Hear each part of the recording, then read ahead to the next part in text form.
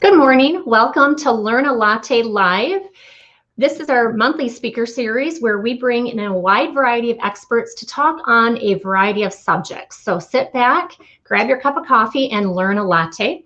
This month we are talking about changing the conversation by changing the definition of suicide. And our guest speaker today is Bonnie Woodrick. She's a compassionate and an enthusiastic social change agent. She founded the organization I Understand after losing her husband, Rob, in 2003. Feeling as if nobody understood suicide, mental illness, and the stigma that's attached to it, she felt the need to start this movement. Through her nonprofit organization, she's created a petition to change the definition of suicide. She's written for various publications, started a podcast, and has launched support groups. Bonnie's organization funded a nurse specialist position at a local hospital, and it's the first of its kind in the country that focuses on mental health issues in a traditional hospital setting.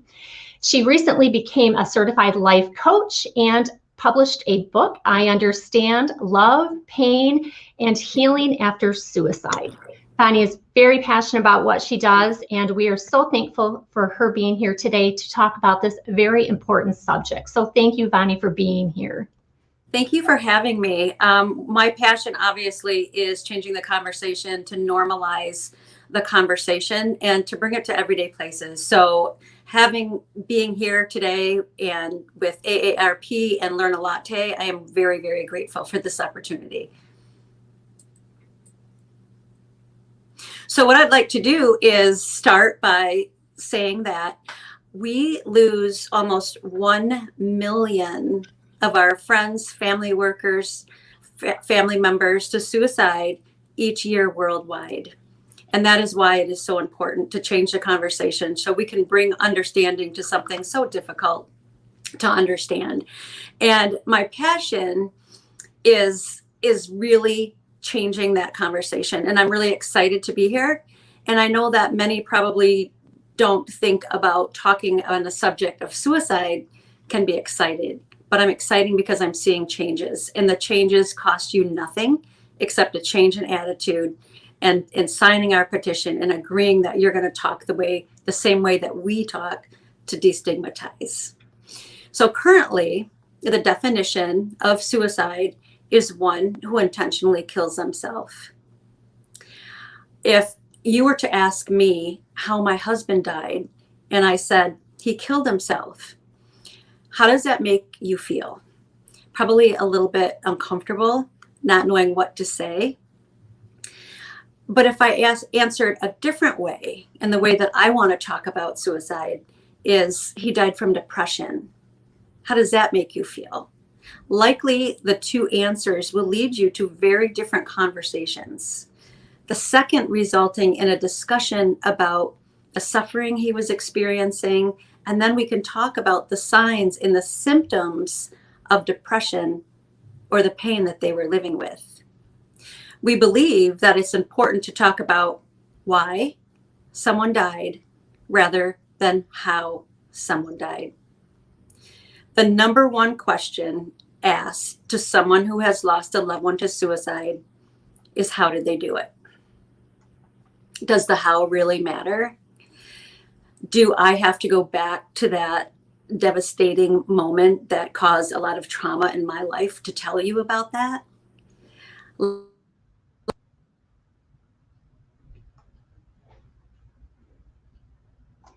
Instead of how.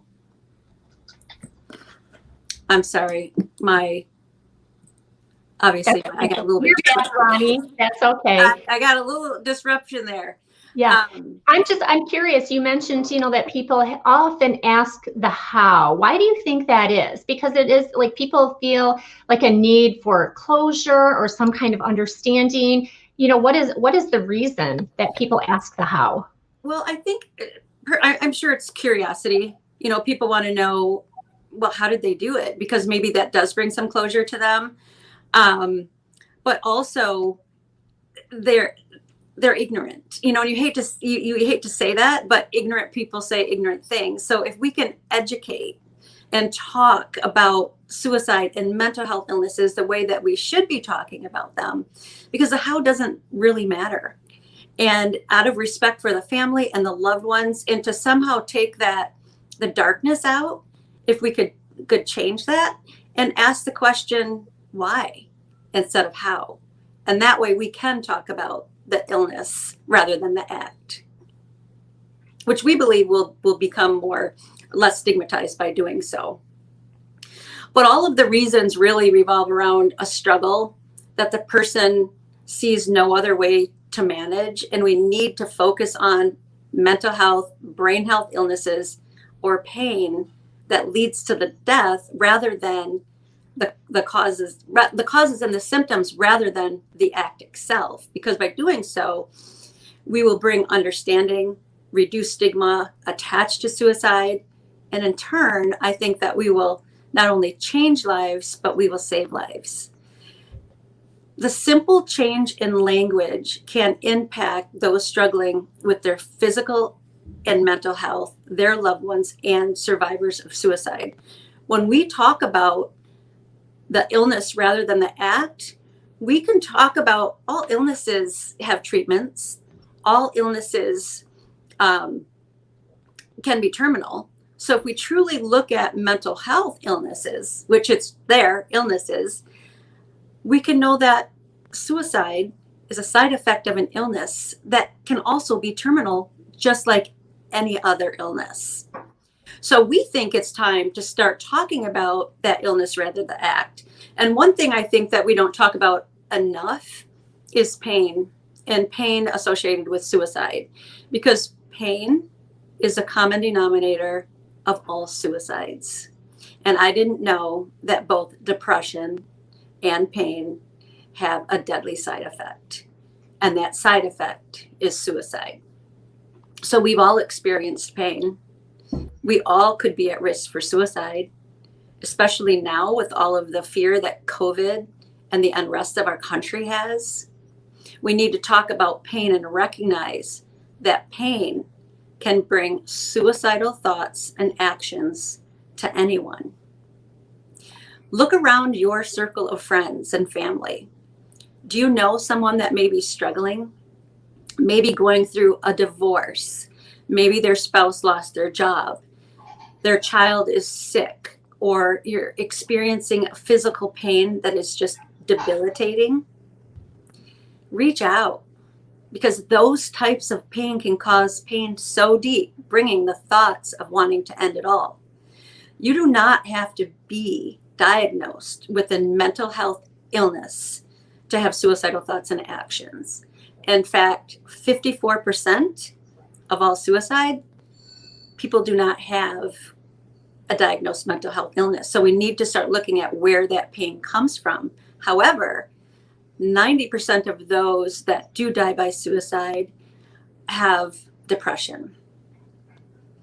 So we need to start a conversation, and we work so hard to bring that conversation to everyday places, simply to get people talking, to let them know that it's okay to reach out. It's okay that we normalize this conversation. Everybody struggles with illnesses at some point. And now we know even the flu can bring death. Depression is an illness.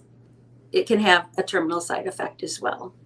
So, Bonnie, you talk about, that it's not necessarily mental illness, but it's pain that leads to it. Because when you think of people who have lost a job or had a terrible breakup or, lost a fortune and people die by suicide, it's not that they were even in a state of mental illness leading up to that, but some type of acute pain brought them spiraling downward.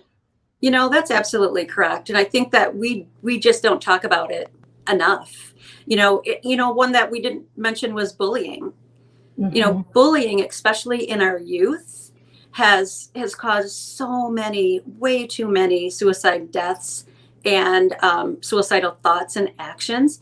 And it's so heart-wrenching when we know that statistics show as young as 10 years old to the age of 34, suicide is the second leading cause of death.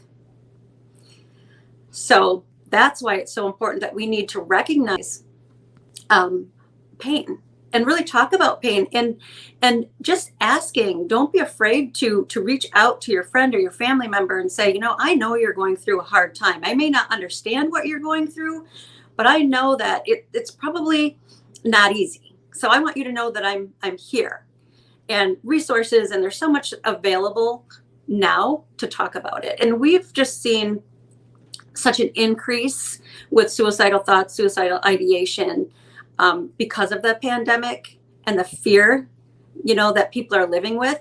So when we look at pain, fear is one, heartbreak is one, bullying that causes so emotional pain. They're all pain that can lead to suicidal thoughts and actions. So with your circumstances with your husband, was he dealing with mental illness, or was there just some type of an acute situation that happened? What were the circumstances? And so that's the first question. And the second question is, did you see any signs that now you look back and go, gosh, the signs were there? Yeah. So to answer the first part, my husband suffered from anxiety-driven depression. Oftentimes, anxiety and depression go hand in hand. I knew he was anxious. He knew he was anxious. He did everything right. He went to therapy. He was on medication. He was extremely physically active. He ate right. He did everything right. However, you don't know what you don't know. I never thought that his anxiety would take his life. Mm-hmm. I didn't see that because I didn't know. And I think that's why I'm so driven today, that if we can see, if I knew that my husband was struggling, if I knew that he was struggling, that he had suicidal thoughts and actions, I think I could have handled it differently. But 17 years ago, we didn't talk about it. I was so much younger. But a huge red flag for our family, and part of the reason that I do what I do, is my husband was fourth generation. So fourth generation suicide. So I do everything I can to bring this conversation and talk about it as much as I can to avoid a fifth, a sixth, or a seventh generation suicide. But sadly, there's no guarantee. 2 of my 3 kids have had suicide attempts. This isn't because they're not loved. This isn't because they're crazy. This is because they have a genetic disposition to an illness, and an illness that has a deadly side effect, which is suicide. And that's why we need to keep talking about it. Did I answer both questions? Yeah. So what are some of the signs that people should look for? Because just because a family member has anxiety doesn't necessarily mean that's going to lead to suicide. Same thing with depression. It doesn't necessarily mean it's going to lead to suicide. So how do you really pay attention to the fact that if a family member or loved one has depression or anxiety, that you watch for those signs? Yeah. So the best thing that you can do is just talk to your loved one. So if you're noticing change in behavior, has your loved one become defiant? Have they become lazy? Are they not eating? Are they not sleeping? Are they sleeping all day? Are they self-medicating with drugs and alcohol? All of those things are signs that we often dismiss. They're just going through a lot. They'll get over it. So those are the signs to look for. What was the second part of the question? Just, it doesn't necessarily mean that a person will die by suicide just because they have anxiety or depression. And of course, you don't want to scare people, but how do you make sure that they're being preventative and being cautious and watching for those signs? You know what? I don't think we want to scare people at all, but I think part of being scared is we don't ask this question, are you suicidal? Because we have that fear of you ask that question, you're going to put that into their head. Well, you're not going to put it into their head. If anything, it helps them talk about it. It helps them normalize that conversation. But no, not everyone that is depressed is suicidal. There's never one thing, like for my husband, it was genetic disposition. That was the huge thing. He was born with anxiety. This wasn't a choice. He didn't choose it. So if there's a history of family members with addiction, eating disorders, any type of mental health illness, that's the red flag. That's when you need to pay really attention and ask those questions. But for me, I've had a lot of pain in my life. I was his cheerleader. I would be, the sun is not falling down. What do you see? I'm not disposed to that. I don't have suicidal thoughts. So not all of us are exposed or disposed to the things that lead up to suicidal thoughts. And you mentioned that 2 of your 3 children have attempted suicide, and how devastating that must be to lose your husband and then, face losing your children. Did you see signs with your kids leading up to that? Oh, absolutely. I mean, there's a fear in me every single day. There's a worry every single day. Do I let it control my life? No. But you know what I do? Is I do what I do to talk about it, to learn as much as I can, to make sure that they have the resources that they need, that they have therapists, that they have medication, that they get out and exercise, that they eat right. I encourage all of those things, and I encourage them on a daily basis. I am in very close contact with my kids every day because of that devastating loss. I had to watch my kids grow up without their dad. I don't want to watch my children grow up without a sibling. I don't want history to repeat itself. But again, if we look at each one of my kids have the same anxiety-driven depression that their dad had. This is a genetic disposition. So it's up to me to encourage them to take care of them. But ultimately, it's up to them. They know what they have to do. They know that they have to. And there's things that can help with depression, anxiety, simple things that we can do every day. But I find it really interesting. People don't do it.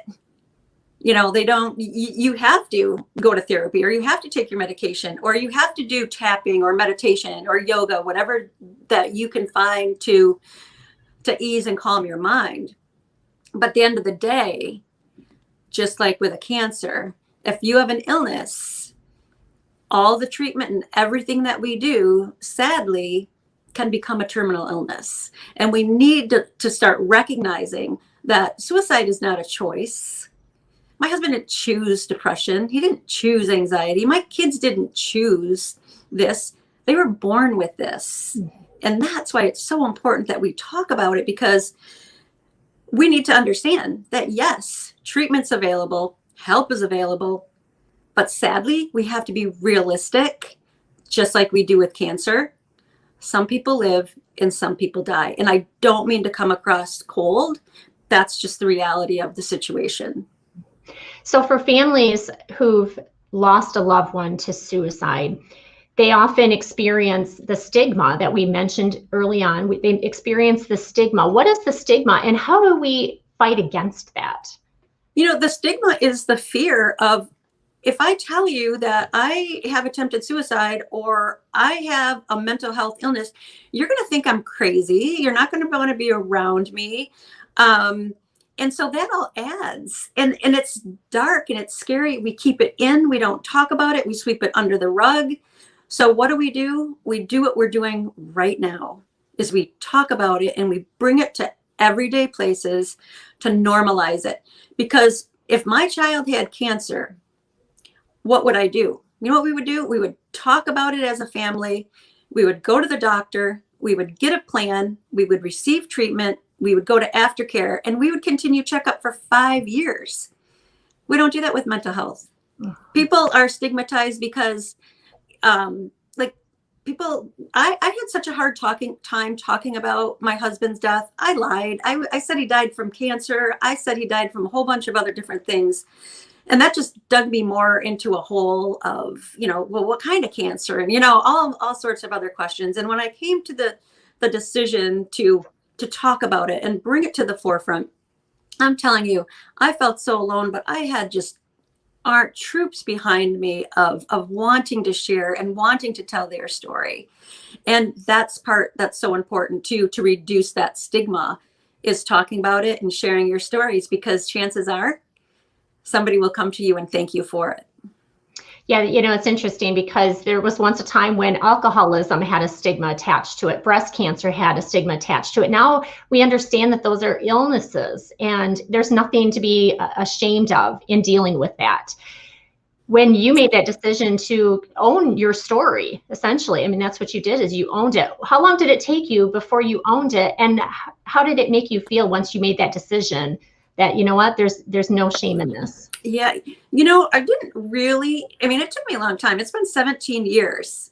And, I know that he's with me every step of the way of this journey, but it took me a good 10 years. And the reason it took me so long is my kids were so young. So my youngest, was 5 at the time, really has no memory of her dad.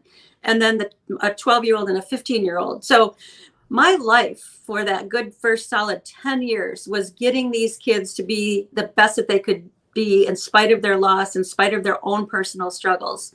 So it took me a good 10 years. But once I did, like I said, like the doors opened up and people wanted to know more. And it really was starting, I understand, with a simple t-shirt giveaway. I understand Love Heals. How many t-shirts can I give away to show people that we're stigma-free, to evoke conversation? I understand. What does that mean? Well, it means that we're going to be non-judgmental and we're going to accept people for who they are.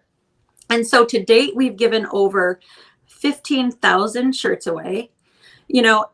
We talk about starting a whole career. I was a stay-at-home mom my whole life. At 50 years old, this is what I did in honor of my 50th birthday, is I gave t-shirts away and started this organization that has led me to be the life coach, leading the support groups, writing a book, that is now a part of the Michigan Sheriff's Association's victim service units. We gave 574 volunteer advocates Courage and Compassion Awards for going into a home after a suicide loss. But each unit in Michigan, 54 of them, have our books to provide have my book as a resource to offer compassion, comfort, and understanding. So I'm blown away by how busy I am. But being and talking to this group of AARP, it's never too late. I never knew I had the ability to even talk with you guys and somebody wanting to hear more and wanting to hear my story, let alone have a book that's been on Amazon bestseller list, so it's really quite amazing, but it just really shows how much it's needed and wanted. So for families then who've lost a loved one to suicide, you started a support group. What type of advice do you offer for people after that loss that are struggling? How do you heal after the loss of someone? The best thing in any situation in life that you can do to move forward, and I will never say move on, move forward, is acceptance. If I didn't accept Rob's death, if I didn't accept and truly understand why he died, not how he died, I would be stuck. And I would be concerned about myself. Am I going to start self-medicating? How am I going to get out of this depth of grief?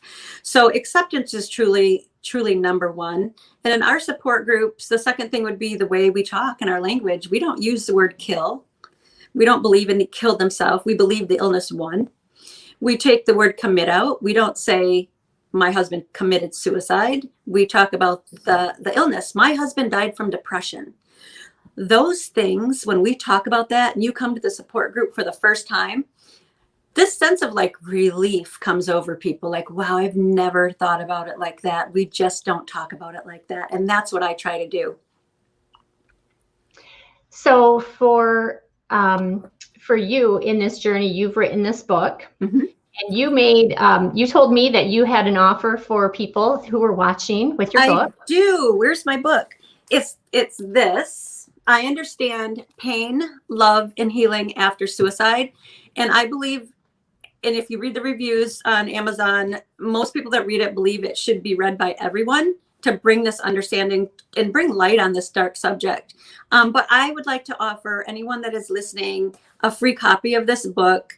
Email me, Vani at iunderstandloveheals.org.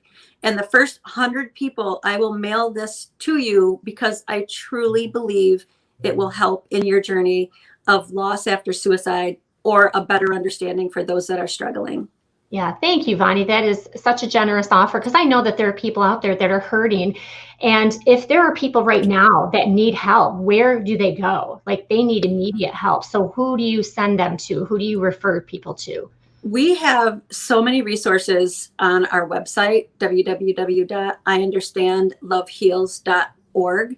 But if you need immediate attention, you don't have a budget, I'm so impressed with Mosaic Counseling. They're based out of Grand Haven. They turn no one away, and they offer treatment for whatever you can afford. So I would highly recommend that. I would have you join our support groups. We're doing them Zoom right now. Like and follow us on Facebook, because we are posting information and events every day. We'd love to have you comment, join us when we can in person. And right now there are no boundaries, so people can join from across the state in these virtual support groups, and call the National Suicide Hotline. yes. So what I just want to say to all of you listening, that you don't have to do this alone. There are people that are out there to help you.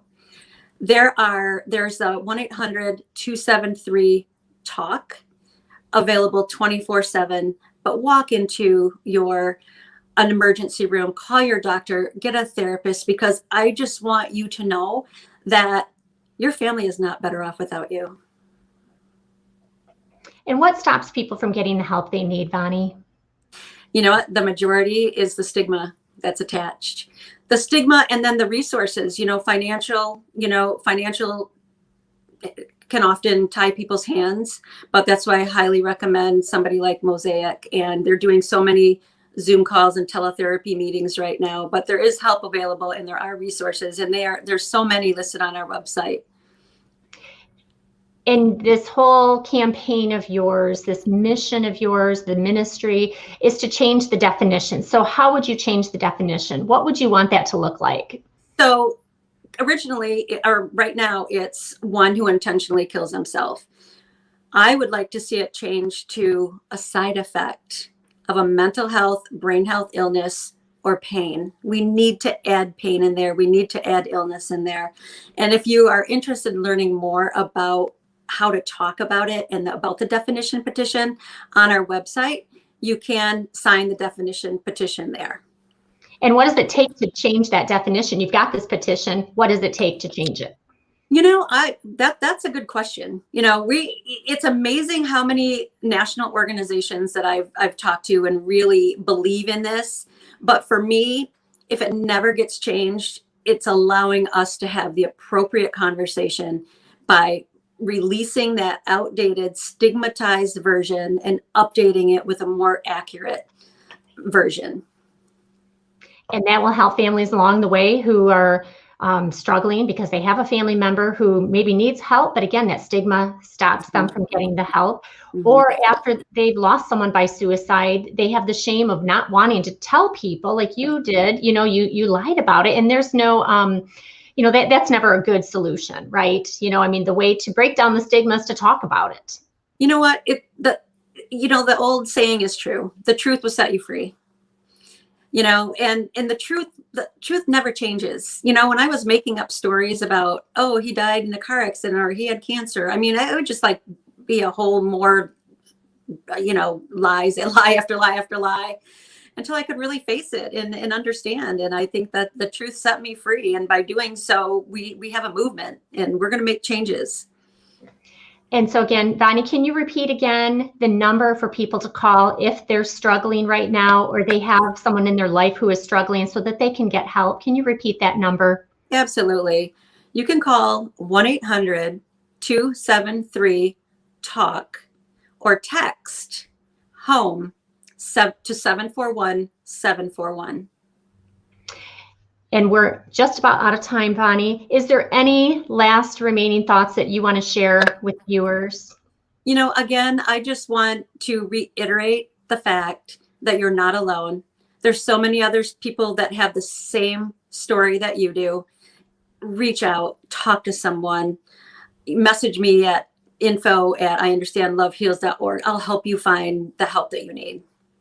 All right, thank you. And we so appreciate your vulnerability, your strength, your courage in changing this conversation. Again, we talked about that alcoholism and breast cancer and other types of illnesses, they don't have the stigma that maybe they once had. And we want to change the conversation so that mental illness no longer has the stigma that's attached to it as well. So we thank you for just doing your part and being so courageous in this conversation. So thank you for that. Yeah, thank you again for having me. I really appreciate it. Yeah, you're welcome. So thank you again, everybody, for joining us. Learn a Latte takes place first and third Wednesday of each month here live on Facebook at 10 a.m. This is also recorded, so you can come back to this conversation, share it with others, because we want to make sure that that there's no more loss of life because of mental illness and pain. And so our conversations that we will have in February 3rd, we will be discussing chronic conditions and how do you live with those. And then February 17th, we'll have a phenomenal speaker talking about racial healing. So thank you all for joining us. Bye, everyone.